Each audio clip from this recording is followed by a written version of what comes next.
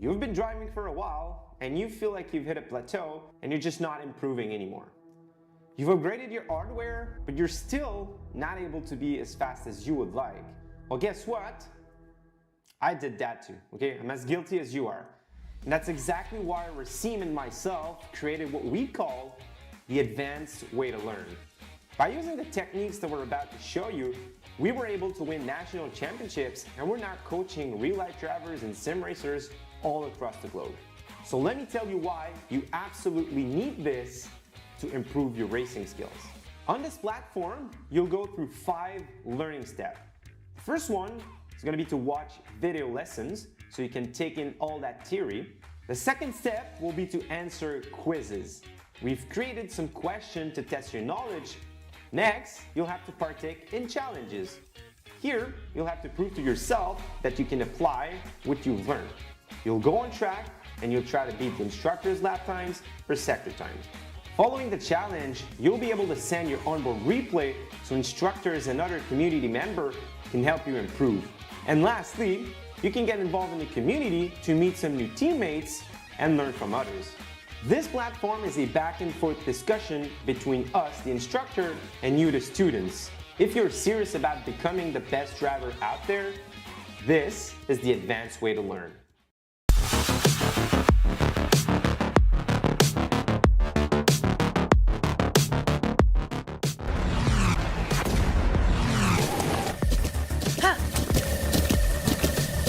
With the Butt Kicker Gamer 2, what you see and what you hear is what you feel. Butt Kicker. The future is feeling.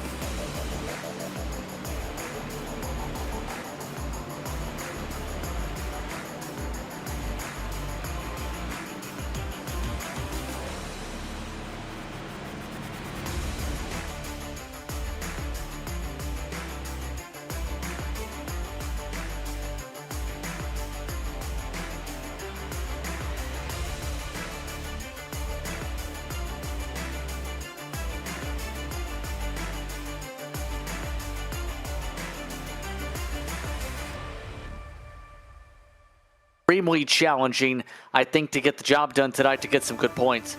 And it is a challenging calendar in total. Iowa, always difficult track with the tire fall off, with the multiple grooves. Martinsville, Phoenix. It is as difficult as a calendar as you can find with these fixed trucks. And as always, seemingly, a PRL Championship finale at Auto Club Speedway. It seems like it always ends up being that somehow, where the official calendar ends, that ties in with the real-life series. There's a couple extra tracks in the end, and somehow it always ends up being Auto Club that finishes it off. But in the current season standings, in 2024 Season 4, it's Jeff Ward who currently leads those points. No real surprise. He won the race last week at Kansas, and this is essentially an order of the pro drivers as they finished last week at Kansas. But it's not just the pro standings. The AM standings are also very interesting, Justin, because they are slightly different. Andrew Sharp finished 4th on track, so he got points for 4th, 40. Kyle Dewey finished about 12th, I believe. He gets 33 points for that. So that is going to be another thing to fight for in the AM Championship. You score points for your finishing position, not just in the order you finish. I think Sharp's somebody that, when he keeps the truck clean, can be absolutely somebody who's a front runner in a lot of races. That's going to be some big separation. The team standings as well.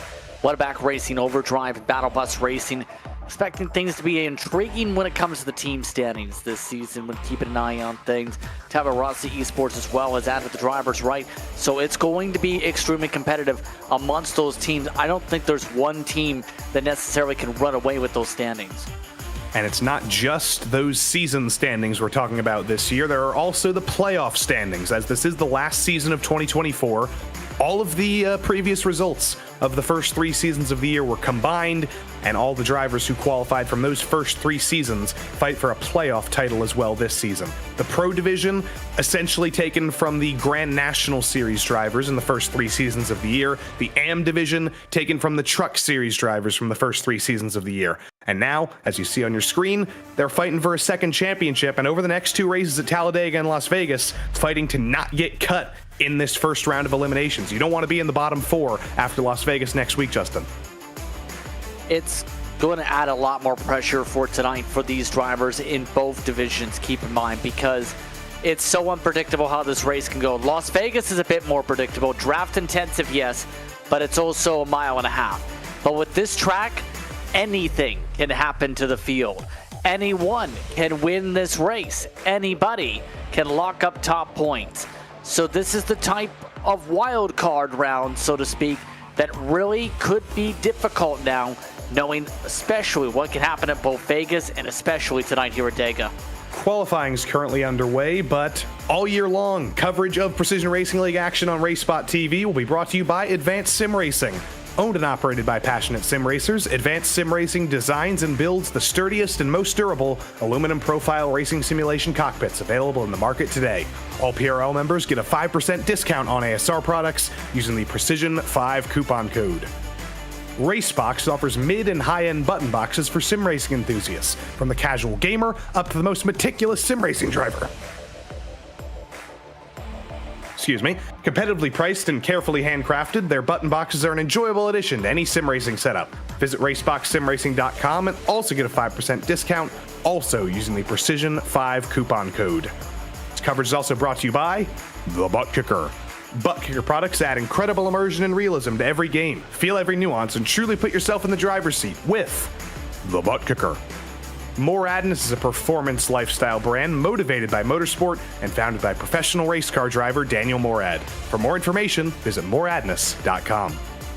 Mr. Hedge iRacing Photography. Capture your finest, proudest, or simply worst moments from your hobby in up to 8K resolution. A great addition to any sim room. And last but not least, it's Advanced Motorsports. Get ready to learn to be fast with Advanced Motorsports. Follow them on their socials to become a better driver. All right, the dying seconds of qualifying underway here at Talladega. Always a track where qualifying is not the most important, so you do see some drivers electing not to qualify, electing to start from the back of the field. Some drivers who were a little bit naughty at Kansas last week were given qualifying penalties. They're not allowed to qualify. They'll start at the back of the field. But currently, Richard Regan Jr. has elected to qualify, and no real surprise that even at a race where anybody could start on pole, anybody could win, it's a guy who can also win the other 8 races, who's currently on pole in Richard Regan Jr. Yeah, and I think that comes down to experience, knowing what works and what doesn't work. It's not quite as simple as just running the wall one lap and then running the bottom the second. There's a bit of an art form to it now down the straightaways to get it done right. For a lot of drivers, though, track position going to be critical. Others going to be playing the long game. And Richard Regan Jr. will start from pole in the Regan Bogue Motorsports number 56. Patrick Cowgill starting alongside him. He may be an AM championship driver, but everybody is going to be fighting for the same positions on track today. Doug Evans, defending truck winner of Talladega back when these series were merged on Wednesday nights. Doug Evans won the last time we came to Talladega. Nicholas Schwartz making his 100th total PRL start tonight, starts 4th. Thomas Sink and Mike Toomer Jr., a pro and an AM on row number 3. Jacob Dunn led a couple laps at Kansas last week. He'll be 7th, alongside Jose the Funky Cold Medina, making his season debut tonight. Andrew Sharp, the AM winner from last week at Kansas, starts alongside Abner Acosta. Jeff Ward and Bradley Holly, they dueled for the win last week. They're on row 6. Dustin Bumgarner, unlucky 13th, alongside the actual defending winner. Nicholas Hunter won the last truck race here at Talladega. Kyle Dewey and Tom Macy on row number 8. Brett Adams and Nathan Deering on row number 9. Nathan Deering also making his season debut. Mike Knight in the 68 starts alongside last week's 3rd place finisher James Morgan. Dylan Schmidt and Daniel Knight will be looking forward from row number 11, as will Mark Kalin and Tyler Graff. Look for both of them to be making moves early. Alex Hillman, Colton Lane, Doyle Lawrence, and Stacy Hunter, the last 4 drivers to set qualifying lap times. Ted Lowendick in a new number this season, electing not to qualify. He'll start from the back alongside Jeff Evans, who's been having some internet troubles. I think we'll be seeing him still going for the race, though. Brendan Chatley, Zach Panzarella, Kevin McGarvey, Dalton Geyer, Austin Hunter, Jamie Graham, all assorted drivers not setting qualifying lap times for one reason or another. And that rounds out a 36 truck field, Dustin. It's massive. It's a lot of people, and we are very, very excited for an hour of racing at Talladega here on the 5th of October. Yeah, time race to add a bit of a factor to it's going to make it a bit intriguing, I think, especially since that's going to mean drivers might be a bit more tapered down in terms of that compared to chasing a lap counter. But hot track conditions, hot air conditions, that's going to impact the speeds on how fast they're going to be able to go around this racetrack. The winds, we're going to have to keep an eye on that as well tonight, because the gustier it gets in some parts of this racetrack, the harder it's going to be in the corners.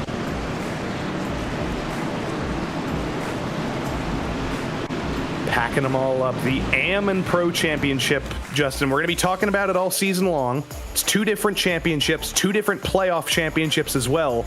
How does that impact the racing today? Do the AMs try and work together as sort of a team? If you can't find a teammate of sorts, you find another AM. If you're a pro and you've got no teammates up front, do you find another pro? How do you think that's going to impact the racing tonight? It's 2 races in 1, essentially.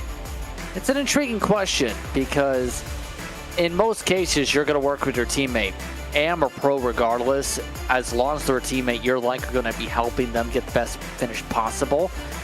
But in terms of alliances between the pro drivers and the AM drivers, so to speak, it's going to be up to them on how they want to race it and how they want to play things, especially with what can happen here at Dega.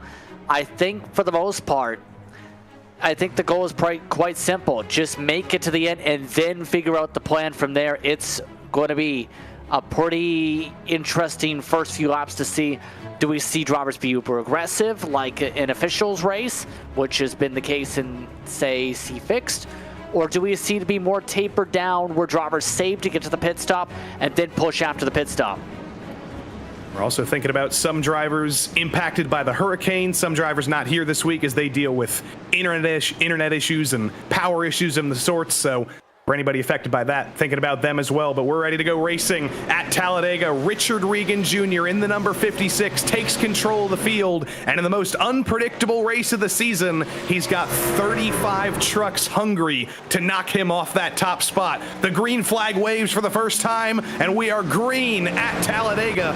Already some drivers forced out of line. I believe that's the 68 of Mike Knight looking to go to the back of the field. But 2 by 2 into turns 1 and 2 for the first time, Justin. Justin, as the speeds build over 100, over 150. It's Richard Regan Jr. leading that bottom line down the back stretch for the first time. Interesting enough, that outside line didn't get going, as we've seen come into play a lot at Talladega over the past year or so. Just didn't get it worked together as well as one would expect. But that bottom of the racetrack seems like everybody's pushing pretty well on the pro side. The AM drivers giving a lot more space to each other. That's impacting how that top line's playing things out to start this first lap. Everybody's still in the draft, but after the first circuit of 2 2/3 of a mile, it's going to be Richard Regan Jr. leading this race, with Doug Evans to his backside, Patrick Cowgill leading the top line. And now we settle into a little bit of a rhythm. 58 minutes on the clock, Justin. That is longer than any Talladega race we've ever had in the PRL. But Richard Regan Jr. gets swallowed up by the field, moves up to the top 3 wide. Doug Evans will take the lead of the bottom line. Patrick Cowgill continues to lead on the top. And Richard Regan Jr. is going to the back of the field. He doesn't want to lead early. I mean, why not? You never know what's going to happen, and in a lot of cases, the wildness and the craziness can happen up at the very front. That's why I mentioned it's so important to keep an eye on how drivers race these first few laps. You see a lot of what people want to do strategy-wise from this. In this case, Thomas Sink seems to be one of those who wants to stay up front. He's blocking that outside. Jacob Dunn has moved his way forward, slowly but surely, finding spots and moving forward on the bottom. He's second, pushing Doug Evans. We ride on board with the defending winner from last week, Jeff Ward. Very different track from Kansas, very different race entirely, but he's found a buddy in Andrew Sharp, who was also up front last week, and they are looking to move forward to catch up to that tandem of Dunn and Evans ahead. Tandem drafting is going to be something to keep an eye on later on in this race, especially. Right now, when you're talking about an estimated 60-plus laps to think about, not going to see too many people go from back to front trying to go bumper to bumper and push. For now, it's all about fuel save. It's all about keeping the truck there until the end of the race. It's all about thinking big picture. And that's what we're seeing right now with a lot of these drivers up front, is no one's willing to aggressively push each other in this circumstance, and are blocked to the outside for Evans. And Doug Evans gives up the lead to go up with his teammate Thomas Sink up on the high side, gives the lead to Jacob Dunn and Andrew Sharp. It's an interesting dynamic. There are many, many Whataback trucks in this field. There's a lot of teammates. There's a lot of drivers who know each other. There's also a lot of rookies, a lot of inexperienced drivers. The drivers on the bottom, Jacob Dunn, Andrew Sharp, and Jeff Ward, they're not rookies. They have tons of experience, but they haven't been in the PRL forever. So is this a case of some of the more experienced drivers finding some guys to take advantage of and evidently jumping them, with Evans and Sink moving back down to the bottom? I think that's just trying to dictate a strategy at the team-wise right now. And that's where some of the connections over the years, I think, comes into play, absolutely, is that to be able to plan things in a race, it's easier when all your teammates are up front. You can control things. Right now, it seems as though the plan is a bit more scattered than one may think, because Evans is going to the back. Doug has given up. He is third up on the top and going all the way to the back of the field. Patrick Cowgill retakes the lead at the top. He's got his teammate Nicholas Schwartz behind him. But Doug Evans in the 41 thinking very, very big picture. There are still 55 minutes left in this race, and he's going to the back. His teammate Nicholas Schwartz in that dark green truck up on the third line as well has a similar idea. Nobody really wants to be up front right now in terms of the Whataback trucks. Well, Thomas Sink staying up front, but there's that. But I think right now, it's just what type of race do you want to be playing for later? Do you want to be on the offensive early, then defensive later? Do you want to go vice versa? Abner Acosta, I think, is one of those that's been on the offensive, because he's already gone up to the top line and joined those that are starting to build momentum up there to join the rest of the pro drivers up there. And Abner Acosta needs to have a good week this week. Did not have a good time at Kansas last week, was dealing with some CPU issues. some internet issues, I believe, was popping in and out of existence for the majority of the race and ended up finishing 36th with a DNF. So for one of the constant favorites, a multi-time champion in the PRL, to start your playoffs and to start your season on such a bad note, he's already essentially taken his drop week. He needs every week to be perfect, and he can't afford any issues at Talladega this week. No, I don't think anybody can afford to have a bad race at Dega. The problem is, sometimes Dega lets things settle the way they may. In this case, the one-back machines, I think the strategy is now a bit more simple. They wanted to lead laps, now drop to the back. Now that they got the lead lap, go from there. Others like Mike Toomer Jr. and Patrick Cowgill, they absolutely look like they just want to be the Pied Pipers in this field, control their own destiny up at the front. Mike Toomer Jr., a driver who also had a little bit of a troubled week last week. He's sort of on the back foot in the playoffs right now. He is one spot above the cut line in the AM Championship, but can't afford to have another bad week. And with the winningest driver in many disciplines of the PRL, not the winningest driver overall, but he certainly won a lot of them. Abner Acosta helping him out. They're going to move to the front, and Toomer did take the lead for about a millisecond. We look a little bit deeper in the field, though, to Mark Kalin, one of those drivers who started deep in the order, continues to ride deep in the order, currently 21st. He's absolutely just riding right now. You can see it on his face. He is comfortable, and he's just sitting waiting. That's, again, down to the drivers, right? In a lot of cases, people are fine just running in the 20s until it's go time for points. Because you have to have a truck to be able to finish if you want a good finish in said race. And in a lot of these cases, that requires riding in the back if you don't have the track position like Caleb didn't have going in this one. Starting to get a little bit dicey up there for a moment, though. I think they just shuffled Chatley out a lot. Yeah, and it looked like Mike Knight in that black truck, second in line and the third line. He got into the wall on the front stretch. There was a little bit of a tap of the safer barrier and a little bit of smoke. That's definitely not intentional. Things are getting a little bit dicey, and now we are truly three wide. There is a third line formed as Jacob Dunn moves up to the top of Abner Acosta. It's very early on in the day to be getting aggressive, Justin, but some guys want to keep moving forward, and we have three active lines now. Jacob Dunn is in control of two of them. This is going to be the interesting thing, is with two sort of style races, two different groupings of drivers, you might have a personality clash on how you want to be in terms of aggressiveness early. The pro drivers, in a lot of cases, they might say, it's Talladega, there's 3 lanes, there's 4 lanes in fact, why not go 3 wide? Then you might have some of the AM drivers say, no, we don't like 3 wide, and that might become a personality clash where some people want to keep it calm, and others, they're fine just calmly racing 3 wide. It's incredible to say calmly 3 wide as we see Cowgill, Dunn, Acosta leading 3 lines at full speed into turn 3. It looks absolutely insane, but this is what you come to expect from Talladega. This could be how the race finishes.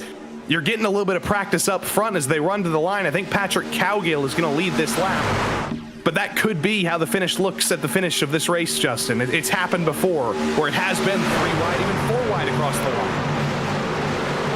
It'll get crazy later on, but this kind of dictates just the comfortability some of these drivers are starting to get with each other now this season. But better yet, how the pose is coming in for Acosta, the poise to be able to take the lead a high side. No problem with the push. Looks like he's going to try and block off 2 lanes at once.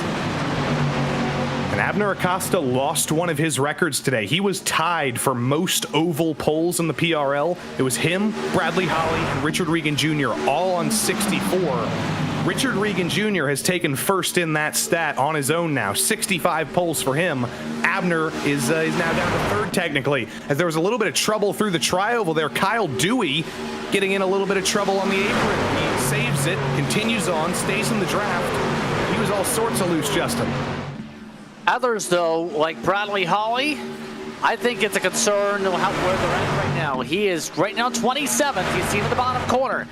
He is barely amongst those holding on to the draft. Look at that giant line. And you can see him just looking at time and his score, and keeping an eye on the interval, keeping an eye on what's going on the racetrack, keeping an eye on what's going on in front of him to be able to sort things out. If they lose any more time, those drivers right behind that white machine, they are at risk of losing the draft entirely.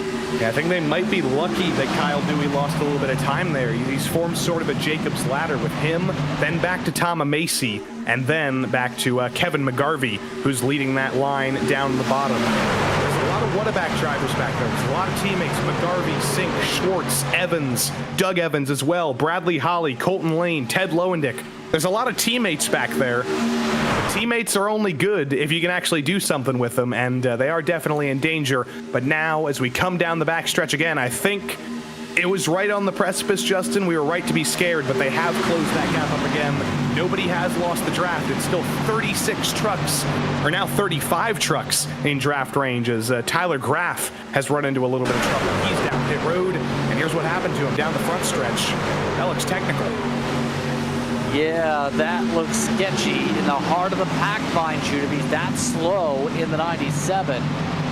He had been one of those bridge trucks before that moment. I think he blew up. Just double check the line. He blew up somehow.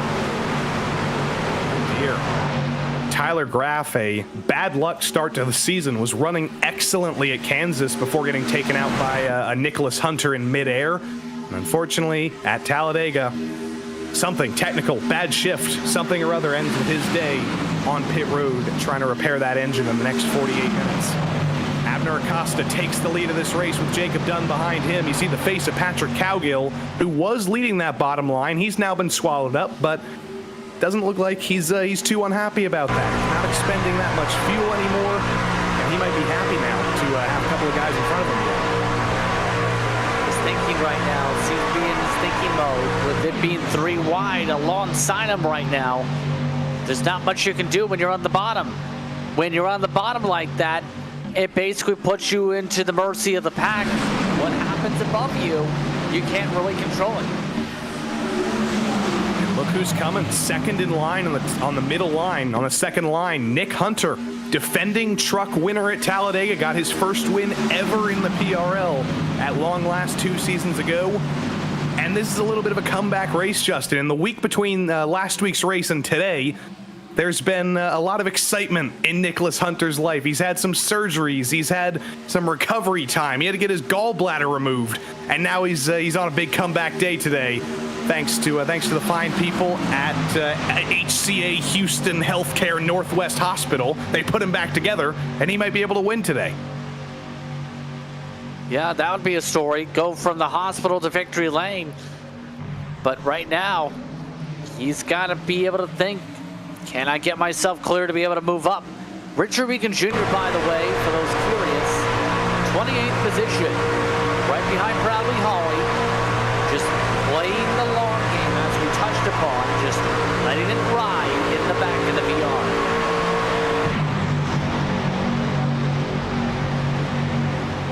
I think there's 2 very different sets of emotions in this field right now. There is essentially the top 21. They're all 3 wide. They're all going crazy. I imagine all these guys are feeling pretty tense, and then you look to all those drivers running single file at the back of the field like Richard, and it looks like they're on the highway. They're on cruise control. They're just riding. It's crazy. The separation between 2 separate packs. It's the same field. It's the same race. And you've got 2 totally different identities, 2 totally different strategies. You got to do that over a long 60-minute race. And mind you, we're already about halfway to the fuel run just about so far. That's how this race is played out so far. So it becomes the question, what's it going to look like on the fuel strategy when it's time to pit? Those leading up front, remember, burn more fuel compared to those in the heart of the field. So that's something to consider as this run goes on. Those leading might be a lap shorter than the others. And I think it's kind of surprising that we've gone totally caution-free so far. As a truck series at Talladega, we're used to cautions. We're used to wrecks. The record's about 4, I believe. Average of 2.6 cautions across all truck races in the PRL at Talladega. We've seen 0 so far, and we're through a quarter of the race. There's still a long way to go, but is that potentially a good omen? It's been this clean so far. Could we keep that going? I think it's a good omen, absolutely. No overexerted pushes. Most people have avoided pushing so far today. Outside of a few moments, 3 wide so far, everyone's been giving themselves a lot of space. Now, part of that obviously is due to the nature of it being a long race. Part of that, you have to keep in mind, are going to be those temperatures. We've already had one person blow up. When it's a hot air temperature like this, Joey, it's so easy to pop the motor. So a lot of these drivers are just trying to make sure there's air to the motor instead of just push, push, push and popping the engine block. Again, we did see Tyler Graff checking in our RaceSpotTV YouTube chat. He said, oops, and he accidentally downshifted. So that gives you the answer to that conundrum. Was it deliberate? Was it technical? Or not deliberate? Was it accidental? Was it technical? Yes, it was accidental. And unfortunately, it was a mistake out of Tyler Graff that took him out of the race today. The double box, you see the calm drivers at the back of the field, the majority of Whataback drivers, one by one, with a couple of friends and teammates, some of the DDI drivers as well involved. And then on the bottom of your screen, 2 by 2 up front, Brendan Shatley desperately trying to make a third line work, trying to stick up there, but he's all on his lonesome. He's got Mark Kalin to help him with a little bit of side draft, and that's about it. Now he's actually doing a very good job keeping that third line going at least. No help, minimal side draft. He's still maintaining pretty well. Usually we've seen people up there in the past just dive right to the back. I still think that's going to be where he goes, but he's putting up a good effort as Toomer Jr. nearly got himself clear across Acosta.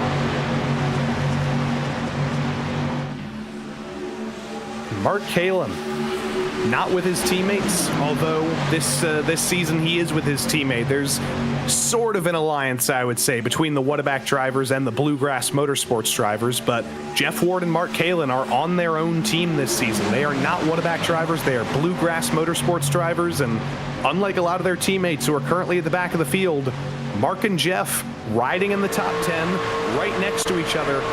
They've got some of their own ideas. And speaking of Whataback drivers, as we ride on board with Patrick Cowgill again, third in line, he's got some friends up here, and I wonder if he's going to be looking to Jeff and Mark and organizing with them as opposed to some of his other teammates deeper in the field.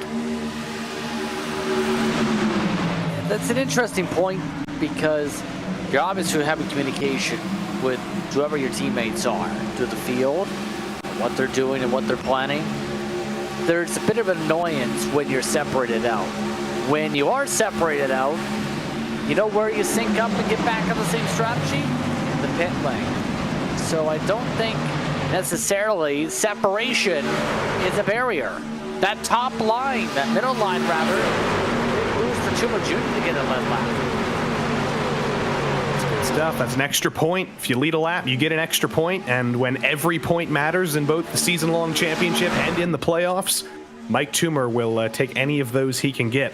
By the way, checking in the YouTube chat, Matt Gagnon has just shown his face. I mentioned Doug Evans was the defending winner in terms of when this series was blended on Wednesday nights. He was the defending winner at Talladega. Well, Matt Gagnon from the Grand National Series won the last time we ran Grand National at Talladega, so good to see him. We wish he was in the field, but good to see him checking in the YouTube chat. Him and Nicholas Hunter won last time we ran Talladega in the 2024 Season 2.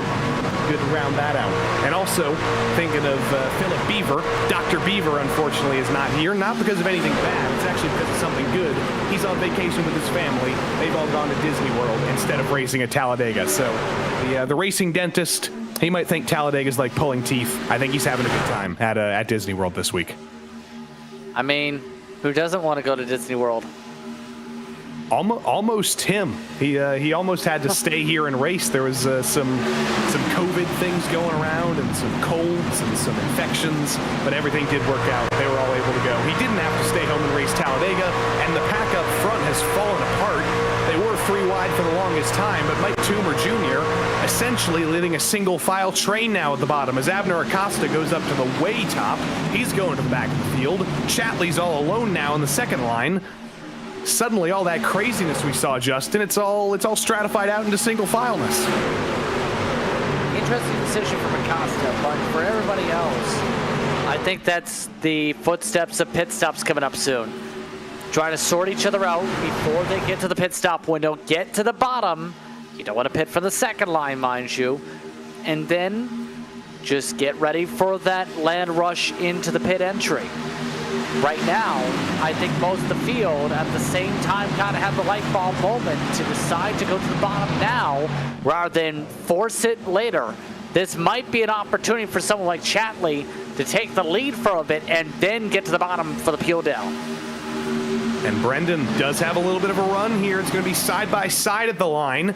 I think he may actually lead this lap over Toomer, and yes, he does. Chatley gets a nose ahead of the field, and he's got Jamie Graham helping him on the outside. But it is 2 trucks versus 34 trucks, essentially. It's just them 2 up front.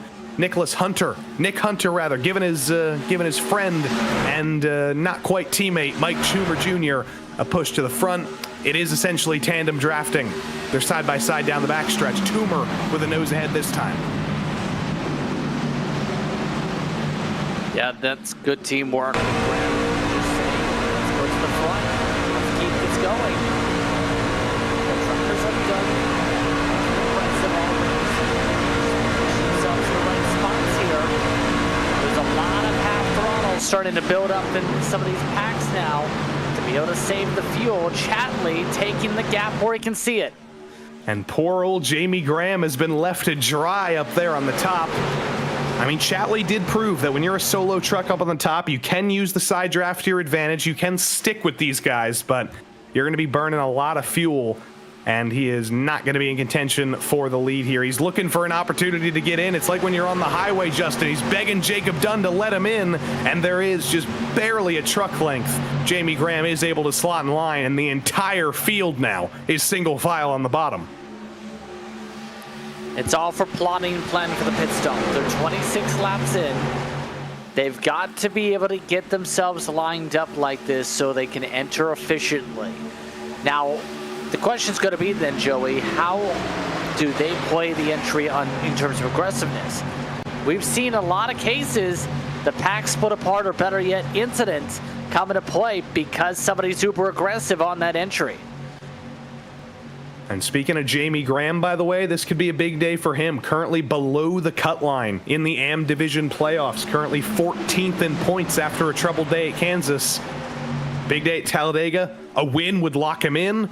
A second place might be good enough to get him some points to make it through. He needs a big day, and he knows that at a track like Talladega where anybody can win, this is the place if you want to lock yourself into the next round of the playoffs to get a win. Yeah, the Alex Bowman approach with what he's been able to do in real life. Just score 40 points or more is the goal for that team in real life. That has to be a similar type of goal for Graham. Just score solid amounts of points, around 35-40, and then focus on just keeping the track position for said points. We know Graham has the ability to battle up towards the front of the field. We've seen it in the PRL so far. He's amongst those that's positioned himself very well for about the halfway point. And now we wonder, how far can you go on fuel? I imagine the guys deeper in the field will probably be able to go a little bit further, but the likes of Acosta, who burned a lot of fuel up front, Jacob Dunn burned a lot of fuel up front, Patrick Cowgill burned a lot of fuel up front. Can they make it to halfway, Justin, do you think? Or is this going to be potentially, if we go green all the way, a 2-stop race? That's a great question right now, and honestly, as you see some of the facial expressions from Callan and company, there are drivers here that are saving uber hard where they're half throttle on the straightaway, just letting the draft take them. To be quite frank in terms of how this is going to go, the estimate's within 4 laps to go until pit stops for some of these drivers. The problem with that, Joey, is going to be for a lot of these drivers, that's not halfway, that's a few minutes prior to it. So you might see some splash and dash situations, and that's why I think the speeds have gone down about 5 miles an hour in the pack. Saw a little bit of a move deeper in the order. Mike Knight has moved up to the outside line for some reason. Not entirely sure what his goal is. I'm not sure if he's just looking to fall deeper down the order, but he pulled out to the outside line. He's actually made some moves. He's gotten by Hunter. He's gotten by Lawrence, Knight, and Acosta. Mike Knight just made 5 moves on his own on the outside of this track. He's up to P12. I think that kind of says it all, Joey. Fuel save, get to halfway. I think everyone else has now got into a competition sort of feeling of, if we go full out, which is Mike Knight's speed there previously, you're not making it to the halfway point. That's why we now have seen the speeds go down an extra 5 miles an hour down some of these straightaways. Some of these guys might be thinking similarly to Mike Knight. You saw Kyle Dewey taking a little bit of a peek to the outside, maybe just getting some air on the nose, but also maybe thinking about what Mike Knight was doing. And Colton Lane as well took that number 60 truck to the outside and attempted to make some moves. So if pit stops are to come soon, you definitely want some track position. You definitely want to be near your buddies and you want to be further forward. So I wonder if anybody else has that same idea. There's Colton Lane again, very, very high, looking to potentially jump some folks, but it doesn't work out quite so well for Colton Lane as it did for Mike Knight. He's going to stay where he was in about 18th, as now we ride on board with Bradley Holly, deep in the field. One of the great strategizers, him and all of his Whataback teammates. They're always planning these races from the start, and he's cooking something up at the back of the field, but it's been a lot of waiting to try and deliver something. Yeah, he's more concerned about what he's going to do with 10 minutes ago. I believe we're starting to hear some calls coming over pretty soon. Yeah, Chatley has to come down. But is it just Brendan Chatley is the question? Has anybody followed him down on this lap? It doesn't look like they have. Brendan Chatley all on his lonesome after leading this train for a while. Isn't going to have any buddies to draft with, Justin. That's the risk of leading all the laps like that, is you risk not being able to make it with anybody else, and now he's definitely going to be on a 2-stop strategy for this race, 3 minutes short. Now Toomer Jr. just indicated he can't make it to the halfway mark. He's coming in. And now will this be a slightly more popular run to pit road? Is Nick Hunter going to follow him in? Nick is showing a nose to the outside. I think that's him saying, I'm going to go another lap. I'm going to lead this next lap, and I'm not coming with you this time. Here comes Toomer. Here comes Jacob Dunn, Jamie Graham. Jacob Dunn stays out, actually, but Andrew Sharp is in. Acosta's in. Dewey's in. It's a slightly bigger pack, but still a small minority. And Jamie Graham spins on pit entry. He's going to have to do a full 360 to get that turned back around. What a shame for the most promising day he's had in a while. Jamie Graham, with a mistake entering pit road, is going to lose the draft entirely. Too much wheel hop, and I can tell you Sharp missed his pit stall on top of things. It's not going to look great for some people. It's all you have to do is just send it in too aggressively. Have to have use too much brake for the pit road commitment cone. That's what can happen. There's a lot of discombobulation now in this pack as drivers try and sort of the pit stops this time by. Mike Knight up on the top. Hunter's in, Dunn's in, Cowgill's in, and a whole host of others. There's still a couple of stragglers, though. Mike Knight stays out, Kalen stays out, and Jacob Dunn, just like Jamie Graham, loses it on pit entry. He's able to save it, unlike Graham. But this has been as tricky of a pit entry as I think we've ever seen at a restrictor plate track, Justin. Yeah, this is what can really happen here at Dega is, again, this is what I'm talking about. Try to send it a little bit too fast, then you're on the brakes, just hooks around, just you have no control on it. It just binds up all the weight on the tires, and you just end up slipping and sliding around in that circumstance. I wonder if that was just like a late or early downshift that led to even more rotation, because I feel like we've never seen this much trouble on pit entry in the PRL at a super speedway. And now it's 2 trucks that have done it already.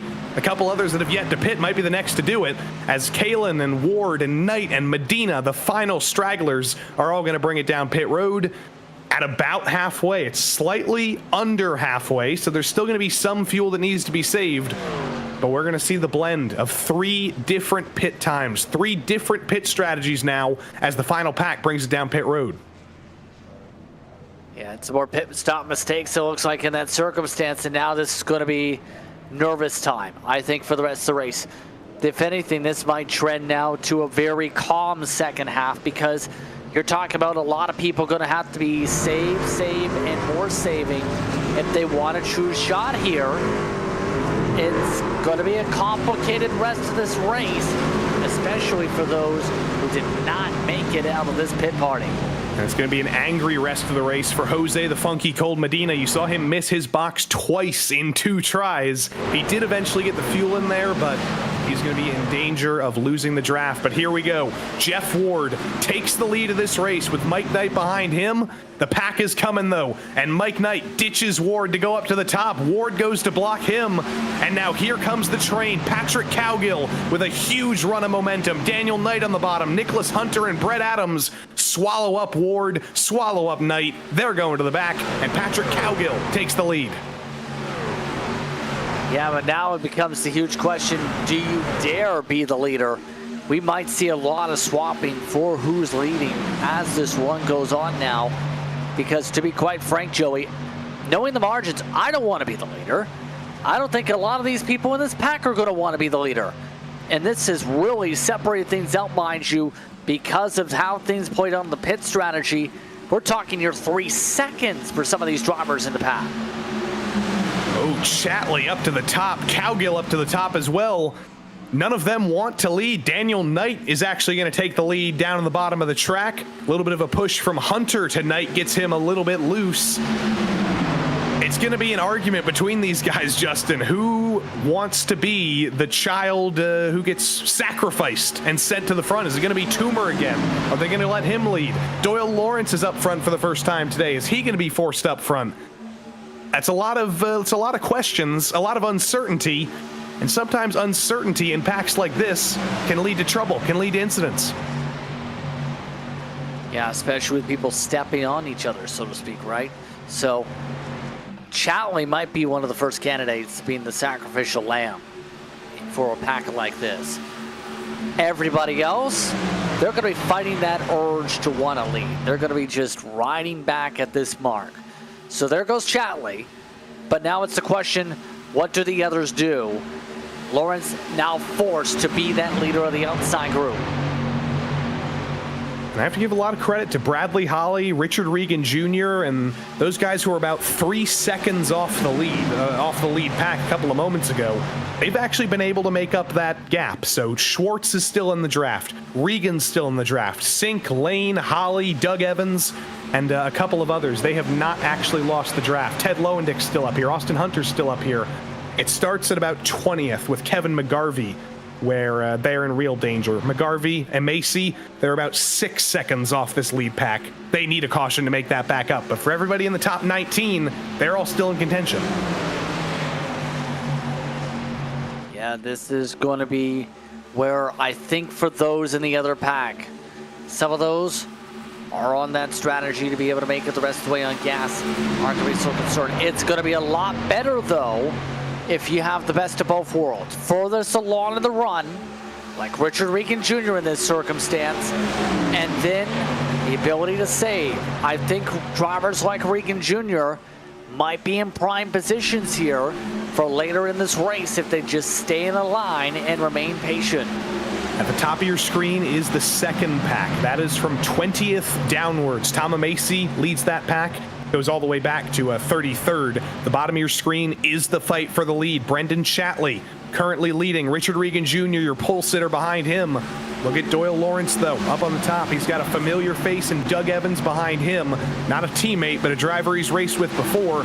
Mike Knight will be third in line, and one other moving up to the top, potentially thinking about moving forward. But it's about 17-3, the split between drivers on the top and drivers on the bottom.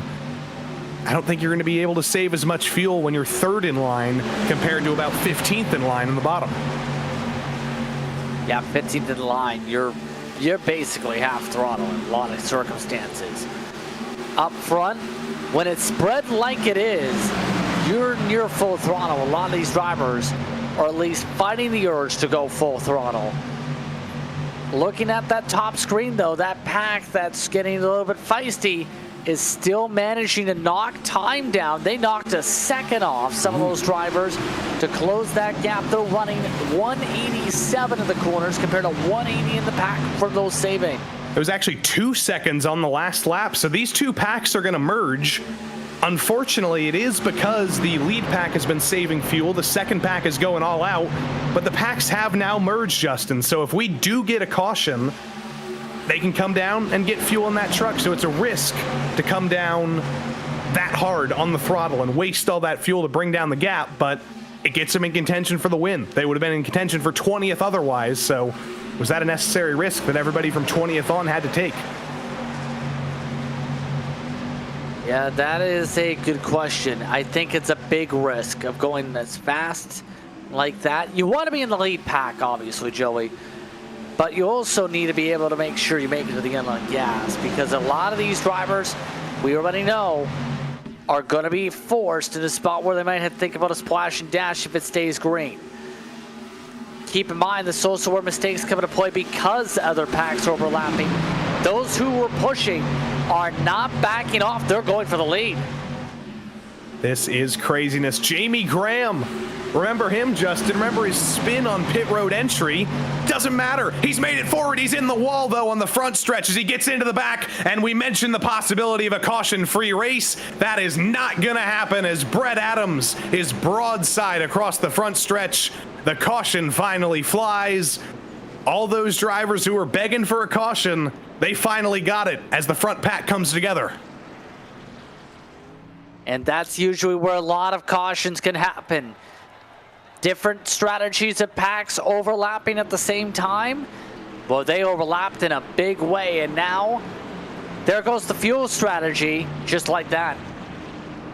Just like that, it becomes a sprint race at Talladega. Doyle Lawrence was in the lead at the time of the caution. Jamie Graham second, Richard Regan Jr. third.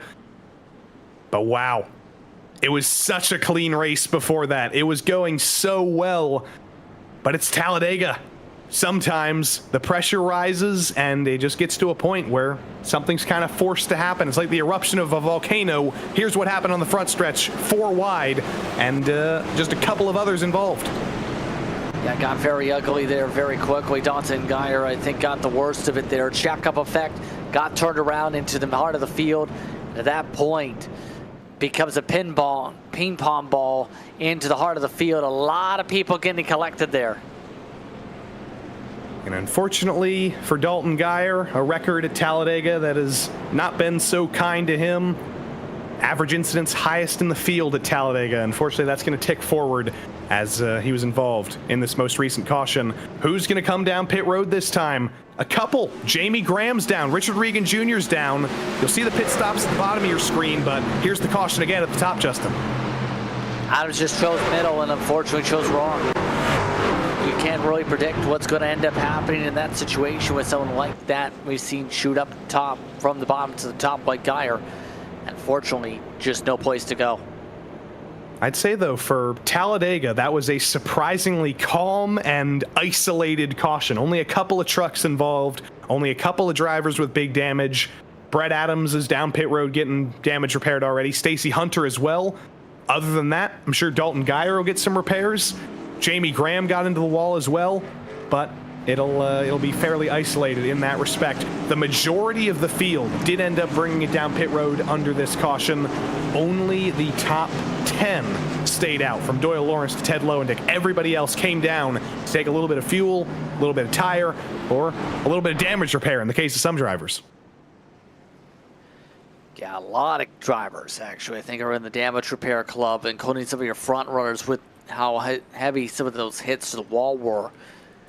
But now it becomes track position, but also who are you going to line up with? A lot of teammates starting to line up to be able to group together at this point, to be able to plan things out properly.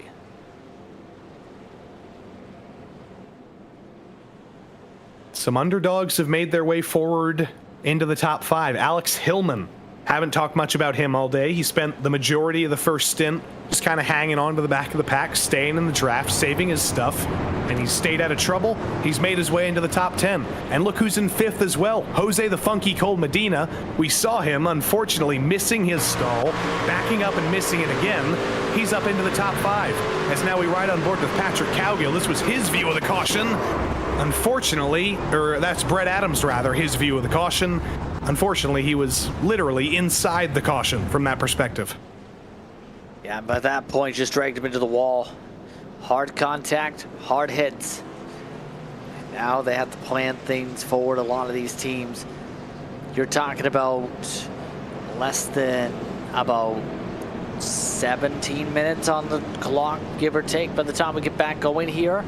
It is a quickie caution track, but this burned a lot of laps off the board.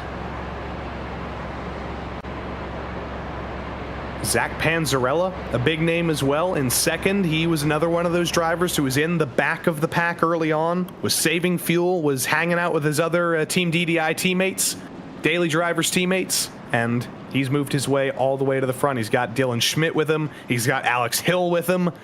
All this talk about what-a-back drivers, Justin. The DDI drivers, Jose Medina as well. The Daily Drivers are 4 out of the top 5 right now. That's huge.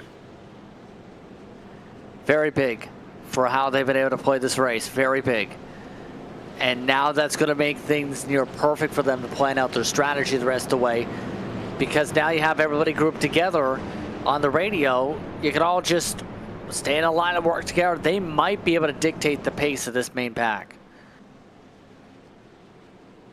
Brendan Chatley joining up to the back of the grid after getting a little bit of extra fuel. There will be the majority of the field still running on the lead lap. Jamie Graham and Dalton Geyer will rejoin as well after 2 minutes of repairs for both of them. It's just Brett Adams and Stacy Hunter who will not restart with the pack. They're still on pit road getting damage repaired. But here is Jamie Graham. I think he is going to make it in time. It's just got to be quick because through 3 and 4, the iRacing pace truck is going to be ready to pull down pit road for only the 2nd time today. And it's going to be a sprint to the finish, Justin. It's going to get crazy. I think it's going to get very wild, if anything, with how these drivers are about to play things out here. So, how wild do we get? I think we're about to find out here, especially knowing some of these drivers are going to be hungry for good points, but better yet, hungry to get to the front to win here at Dega. Team DDI currently 5, 4, 3, and 2 on your pylon, but Doyle Lawrence in the number 9, leading his first laps ever in a truck at Talladega. He's going to lead the field to green as we go racing with 17 minutes to go. It's become a very different race, and it's going to be a sprint now. Look already at the back of the field. Thomas Sink in the 48, making it 3 wide, bringing one of his teammates up to the top. Lawrence with a huge jump, though, over Dylan Schmidt down on the bottom. He's got multiple truck lengths between him and Schmidt. Look for Panzarella and Hillman, the 2 teammates, to work together up on the top. Good boost for the outside. This is what I'm expecting more so on that initial start to the race. And now that they're good to go on fuel, most of these drivers expect the aggression to be a lot more higher. And we're starting to see that with the tandeming. Zach Panzarella in the 247 with a nose ahead, but Lawrence has been able to fight back with Schmidt and the 13 of Ted Lowendick. Still the 72 on your pylon, but a 13 on his truck now in remembrance of some hockey players. But look at Zach Panzarella Pied Pipering the field, moves from his teammate Alex Hillman to blocking Doyle Lawrence down on the bottom. It's going to be Hillman in the 11 who leads the top. Hunter in the 19, Nick Hunter with his teammate Brendan Chatley, or his teammate Bradley Holly rather, who's moved up to the front of the field. Look at the what-a-back guys on the 3rd line. Yeah, what did I say about Holly waiting for the right time to strike? Well, he chose the right time right now. Be able to charge forward here. Gonna have to be careful on the bumps. Those outside lines getting a big boost. And your defending truck winner at Talladega, Nick Hunter, led for just a moment. A wider radius up on the top of the track means he's not going to lead through the corner. It's still going to be Panzarella leading on the bottom. But Hunter, what would this mean for him? After he won in the Truck Series last season, This is a much more advanced truck series. Previously, it was the truck series and the Grand National series on Wednesday nights. Two different classes of drivers, and now he's leading every Wednesday night oval driver in the PRL, including the guys who were in the series above him last season. Yeah, right now things getting bundled up for sure, but Panzarella, I think, is going to have to start playing the lines pretty soon. Just staying to the bottom is not going to work to win this race. You need to be able to block the lines once the runs come in. Right now, that's a bit risky, but once we get within the next 10 laps or so, expect there to be a lot more blocking. And by the way, you see, it's 3 AMs leading this field. They will still be credited with the overall race win and a win in the AM Championship for that matter. And the pros, it's kind of a reverse situation. We always talk about how the AMs score points based on where they finish. So if the AM winner finishes 4th, they get 4th place points. Well, it works the other way around. If the pro winner finishes 4th, they only get 4th place points as well. It is a crazy dynamic in a super speedway race. But add that math to all the craziness, to all the championship calculations, and who knows what's going to happen over the next 14 minutes. You can see the jitters, though, in the middle of the field, at the front of the field as well, as Panzarella and Lawrence lock bumpers yet again. It's getting a little bit jittery deeper in the field as Holly and Hunter now link up, the two teammates in the middle yet again.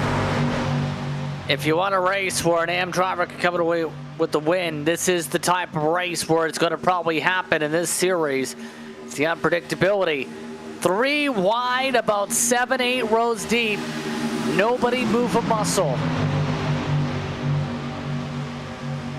Bradley Holly to the lead and across 3 lanes of traffic. An I-95 merge to try and find the exit. Bradley Holly says, we're not having an AM win today. The winningest driver in the PRL is going to the front. Yeah, but now he's not getting as much help as I think he wants. If anything, he might get better help coming from Nick Hunter here. Panzarella seems to be almost trying to save a little bit more in the pack. Wait for somebody else to line things up, maybe get an opportunity to pop up himself.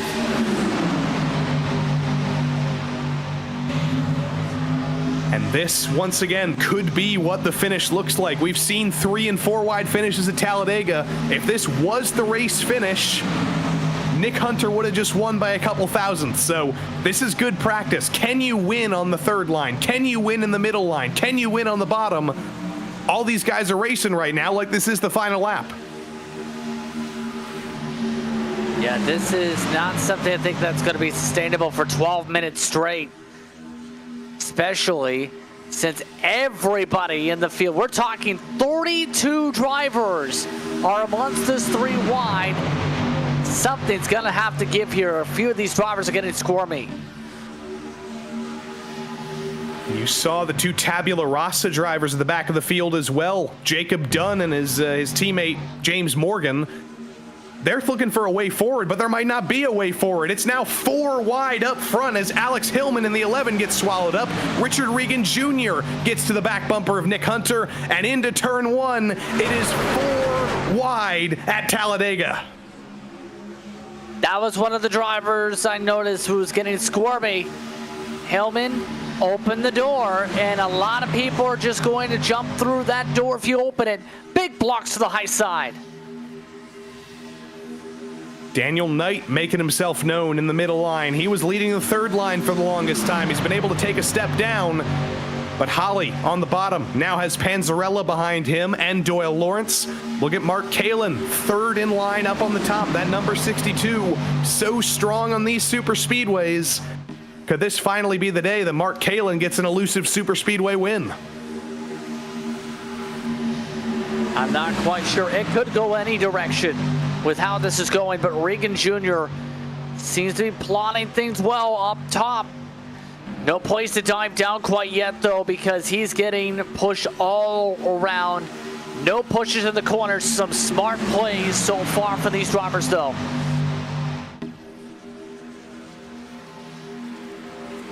That's a lot of movement. That is not a lot of straight pushes. That's a lot of sliding. And that's a lot of potential for packs to, or for lines to come together.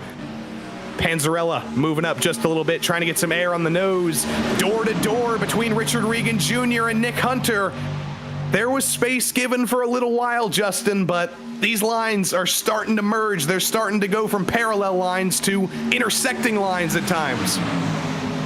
Yeah, these lines are falling apart and falling apart quickly. Lap traffic moves out of the way, no problem for Brett Adams, but everybody else, you're talking about 10 minutes to work with. That's going to fly by pretty quickly here. It's going to be uber aggressive time if you're amongst these drivers. It looks like right now Regan Jr.'s got a good boost down the back. Here comes Richard, but he's not clear all the way to the bottom. Holly, with a big run of momentum, is going to hold the lead down in the bottom, but Richard Regan Jr. now leads the second line. And by the way, you saw Brett Adams getting back out on track. He's currently 7 laps down. But in a championship where every point is going to matter, you might as well bring it to the finish if you can. Daniel Knight says, I'm not working with you, Richard Regan Jr. I'm moving up to lead my own line. Knight in the 17 gets up ahead of Alex Hillman, and he'll take the lead of the third line again. Yeah, Knight's been playing this very well as well in these closing stages. But I think right now, your best opportunity for a pusher is going to be the middle line as time progresses. Like what I've seen from Hunter in terms of his line stability. Panzarella's really been trying to push Holly forward, try and find a way to get himself clear. There's so many drivers who could have a huge day here at Talladega. Holly and Regan, they've won tons. Daniel Knight has won multiple races as well.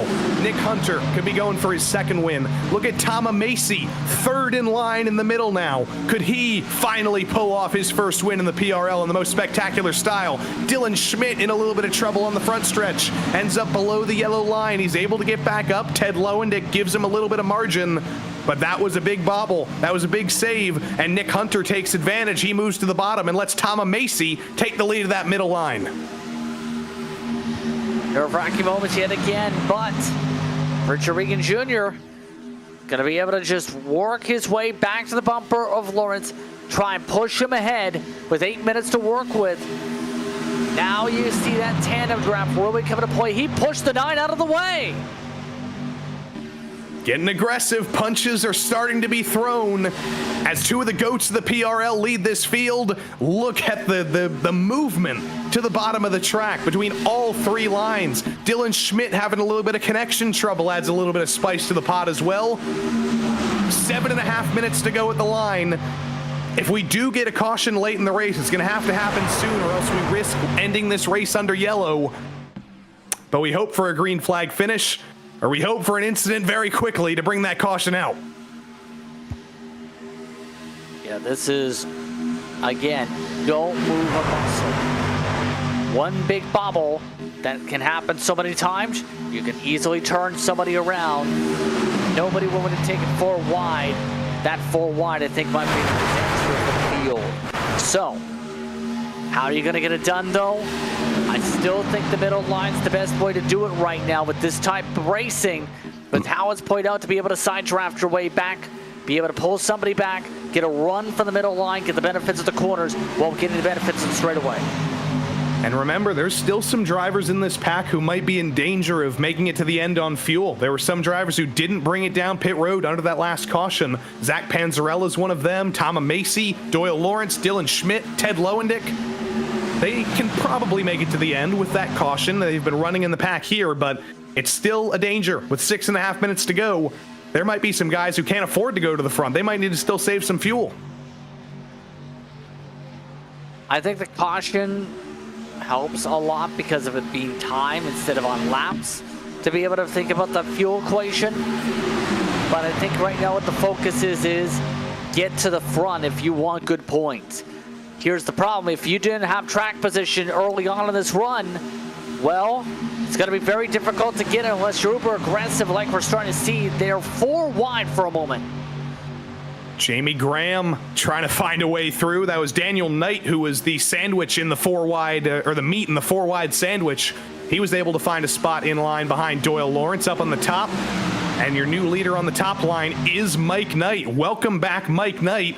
Remember, he was leading after that pit stop cycle for just a moment, lost the draft, had to get back up, and now he's in contention to potentially take this win on the number 68. And look who's right behind him, that unmissable highlighter yellow number 5. Even in a race where anybody can win, where the unpredictability is at 100%, the tire whisperer Abner Acosta becomes the super speedway whisperer and still finds his way to the front somehow. Some absolutely nerve-wracking racing right now, Graham. I think just trying to find a way to giddy up. Let's go. That third line started to fall apart a bit with 5 minutes to go. And look at Jeff Ward, defending winner from last week. He moves up to take the lead of that top line as Acosta and Knight weren't able to build any momentum. Jeff Ward says, hey guys, I'm the defending winner. I'm the championship leader. Let's let me lead this line. And it's working. He's got him run. He's got momentum. And now 4 wide with Tom Macy and Jamie Graham through turn 3. There's the big one. There's the full field with 4.5 minutes to go. Bradley Holly was your leader at the time of the caution. And with 4.5 minutes to go, that may be the end of the day in the biggest possible way. You can see it coming. The second they went 4 wide into turn 3. Oh, it's going to be very difficult, especially when you're at the front of the field like that. That just blocked off everything for no place to go. Not sure how this is going to go in terms of who's going to get the win or not, but I think Holly is in the prime position here if they do get the checkered, obviously. We believe Holly was leading at the time of the caution. Still need to wait for the official scoring update. Need to wait to see if Zach Panzarella comes up and passes him once they catch the pace truck, but it's all looking very, very good for the driver of the number 184, who spent the majority of the day at the back of the field, saving fuel, saving his stuff. And then once that final restart happened, he took control of the field, pulled off a 3-wide merge down to the bottom. And as Panzarella slots in second, it's looking good for Bradley Holly. The illustrious career, yes. Yeah, ping pong effect again, right in the middle of the field. No place to go. 5-6 lanes Wolf crashing. Toomer Jr. picked up a lot of spots from that. Hours like Dewey saying, I've got to just go through the grass and pick up the spots that way. Yeah, as the caution came out with about 4.5 minutes to go. If we take 2 to go here, we may get a restart. We may get 1 lap, but we have a lot of experience, Justin, in timed races at super speedways, and unfortunately, it seems like that 5-minute mark, that tends to be when races end. We can't say anything until the white flag finally flies, but I don't know if it's likely that we get an extra lap of racing here. Based on the time of the pace laps, I don't think we're getting the extra lap either. If we do, it's going to be off by like 30 seconds or so maybe. But what a race in terms of the strategy, but also it was mostly clean throughout, Joey. It was an exciting one throughout, regardless of how you can slice it. And it was intense, and for a few drivers who were involved in that final caution, James Morgan, Dustin Bumgarner, Austin Hunter, Jamie Graham, Brendan Chatley, Dalton Geyer, those are all playoff drivers. That's going to be a big hit for them as they were all up front. The wreck happened up front, and their days are all going to end in the deep 20s. Yeah, that's just the nature of the Dega, so to speak, of Talladega, really. Just the craziness that can develop late. You could be running the best race possible, but all it matters is, did you survive in the end? For many of these drivers' cases, is no. Another look at what went down to bring out this final caution. That is as big of a wreck as we've seen in the PRL in the longest time. Austin Hunter did a full 720, I think, with a roll. Alex Hillman in the 11, great job by him to make it through. But yeah, that was a full field blockage. Just about everybody was involved there. And you can see some of the motion from that. Nathan Deering, only up 8 spots in the day, but he was in the back of the field. He's going to get a top 10 for his efforts. And Zach Panzarella, not by virtue of that caution, by virtue of driving to the front, did not qualify and has driven 30 spots forward from 30th to second, or 32nd to second rather, And this will be a big day for Panzarella in the AM Championship. Yeah, it's really going to be helpful for Panzarella. He needed a good run. He got a good run in terms of positioning, but should be white flag right here. 30 seconds on the clock. They aren't going to get around for the restart, I don't think. It'll just be a question of, will the lights be out in the pace truck?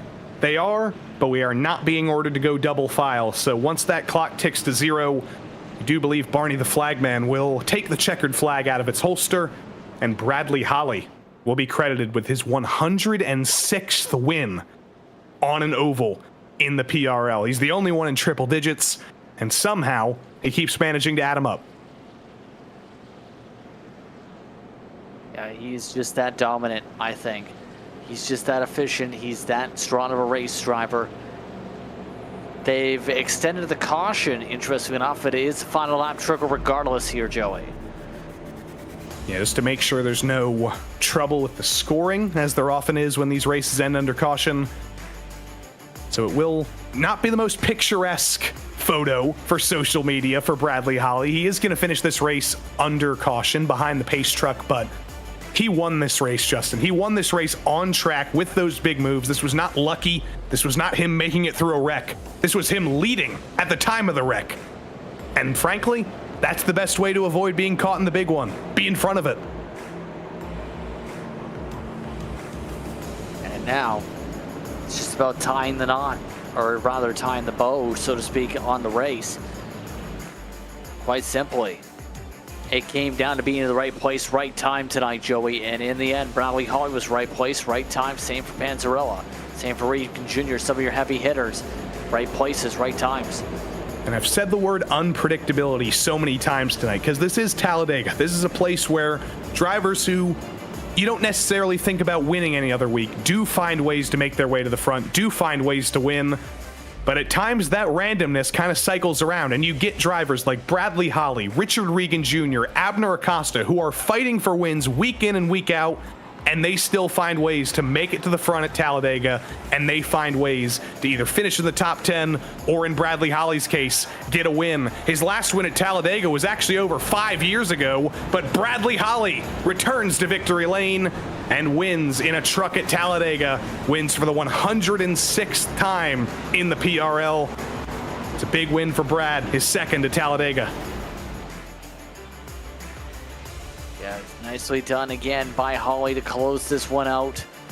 Good positioning, good timing, good finish, good win for Holly. And big credit goes to Zach Panzarella, second on track, but a win in the AM Championship. That'll be big for the first seed in the AM Championship playoffs. He might as well have locked his way into the second round, I think. He's going to be pretty safe coming into Vegas. Nick Hunter, he was looking forward to Talladega as the defending winner. I think he'll be pretty happy with a P4, and Dylan Schmidt rounds out the top 3 in the AM division. Mike Knight rounds out the top 3 in the Pro division behind Holly and Regan. Absolute craziness at Talladega. Unfortunately, an anticlimactic ending under caution, but Bradley Holly, with a climactic move all the same, ends up winning for the 106th time. Panzarella and Regan rounded out the top 3 on track. Hunter and Schmidt rounded out the top 3 in the AM division. And as I mentioned, Mike Knight rounds out the top 3 in the Pro division. Abner Acosta, P7. Jose the Funky Cold Medina, excellent comeback for him in 8th. Mike Toomer finishes 9th. And Nathan Deering, a big day for him and his playoff chances. He finishes P10. Patrick Cowgill and Alex Hillman rounded out the top dozen. Then it was Kalen, Sinkin, Evans, a bunch of teammates down to the end of the top 15. Kyle Dewey, Kevin McGarvey, Jeff Evans, Daniel Knight, and Jeff Ward rounded out the top 20. Not the way Jeff Ward wanted this week to go after making the playoffs, or after winning his first race at Kansas last week. Then Colton Lane was 21st. A lot of these drivers involved in that final caution. And Macy, Sharp, Lowendick, Schwartz, Dunn, Morgan, Bumgarner, Austin Hunter, and Jamie Graham, all running into assorted amounts of bad luck. And then Dalton Geyer, last driver on the lead lap. Then we get into the used truck lot, unfortunately. Doyle Lawrence with some late damage. Brendan Chatley involved. Brett Adams was able to get back out on track, unfortunately 11 laps down. Stacy Hunter was out early, and Tyler Graff, we heard all about his unfortunate downshifting issues. He finishes 36th. And by the way, Nathan Deering, not a playoff driver. Just need to correct that real quick. He's just racing for regular old points. But Bradley Holly is racing for both championships. And Bradley Holly, your last win at Talladega, 2019 Season 4. It's been 5 years since you last won here. What took so long? I don't know. Kept dying? So I theorize that the ultimate way to avoid trouble at Talladega is to lead the race and be ahead of all of it. Was that your strategy, getting to the front today? I mean, shoot, with the way fuel strategy was, it was going to be tight if we went green all the way. So for the first probably 2/3 of the race, it was right in the back. When that first caution, or that next caution came out, and I was about, I think I restarted 6th. I knew it was time for me to go. And once I got pushed out to the lead, I just held it wide open to see what would happen. Well, Brad, that's win number 106 on ovals for you. Still waiting on that grand total, but congratulations, and we'll see you next week at Vegas. Thank you very much. Bradley Holly, the big man, 106 wins on ovals. I'm going to keep saying 106. Just say it 19 more times. It's a big number. I like it. But second place today with the win in the AM division, Zach Panzarella.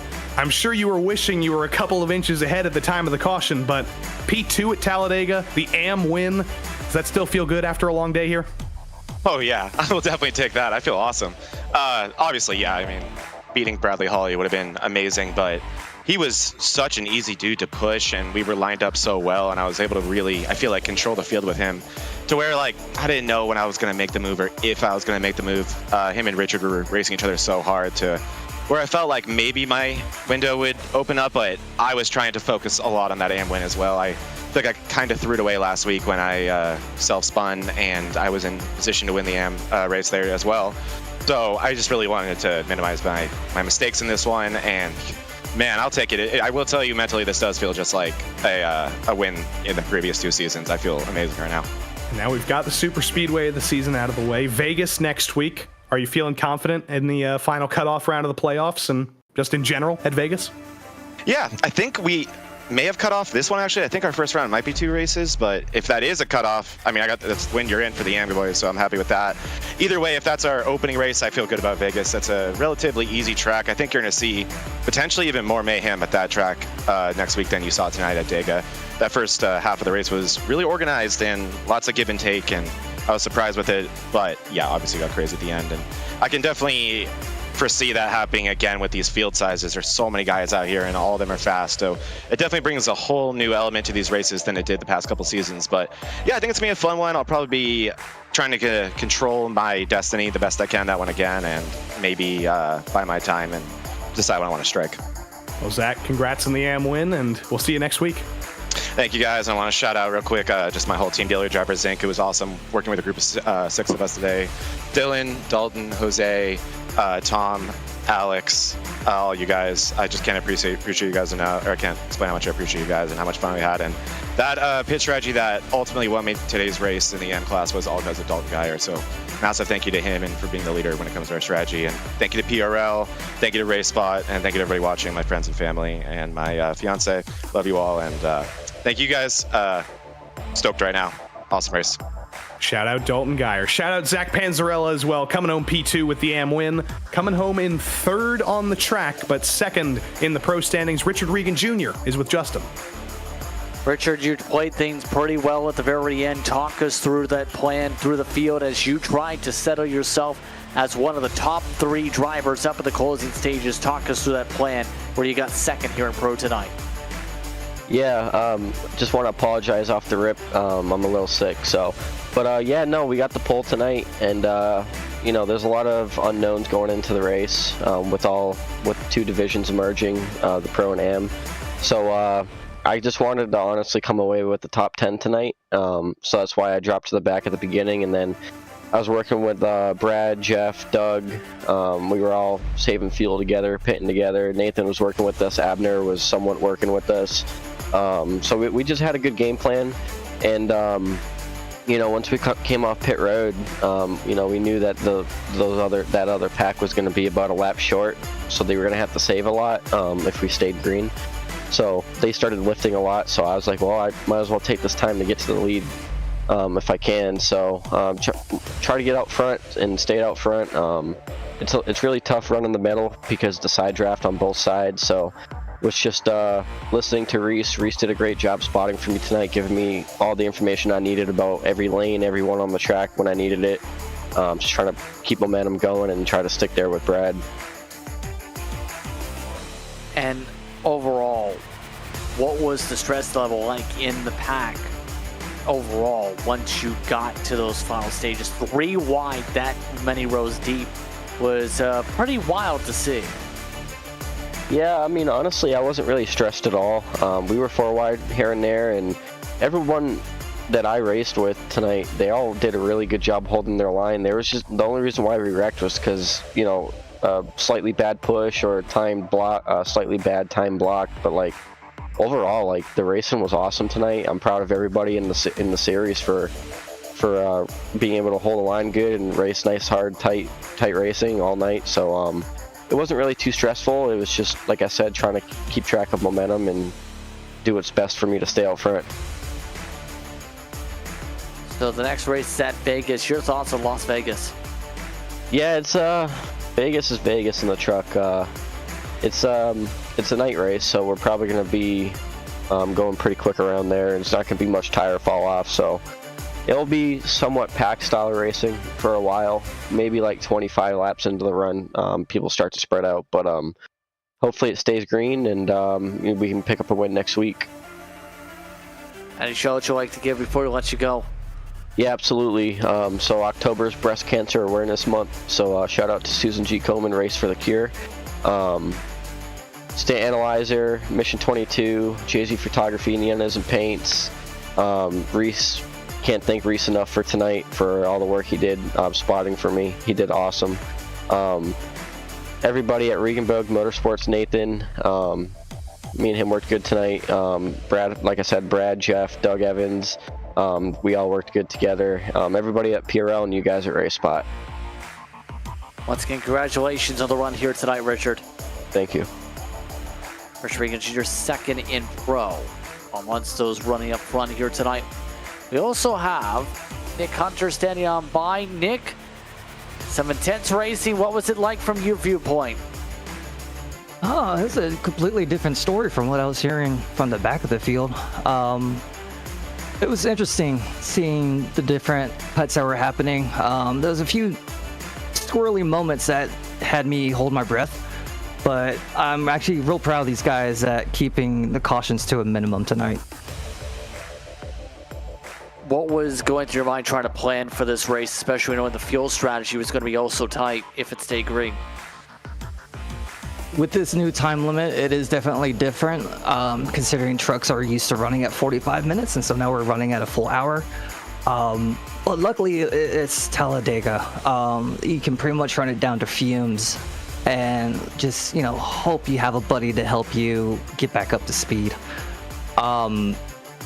Once that, I believe that second caution happened, I believe I pulled in, or maybe it was the first caution, I pulled in, got a splash of fuel just to make sure I could go over, just in case if a whole bunch of drivers got aggressive and we ended up with a caution fest. I was planning to survive on that if I managed to cross the line in one piece. Your thoughts on Las Vegas? Another speedway. We're going into the round of 12 now. So for me, it's obviously keeping my head above water, trying to stay as far away as I can from that cutoff line.